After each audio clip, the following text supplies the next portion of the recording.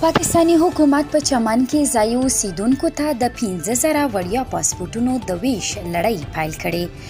د پاکستاني رسنیو د راپورونو له مخې چې دغه هیواد حکومت ډیورنډ کرښې د څیرمه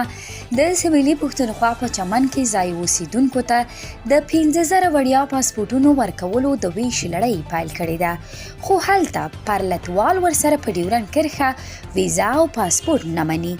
د سپین بولدک چمن پر دروازه د پاسپورټ د جبري کېدو په غبرګون ناس پرلت وهونکي وایي چې د پاکستان دغې پریکړې ته نه تسلیمیږي او له پاسپورټ پرته دواړو خواو ته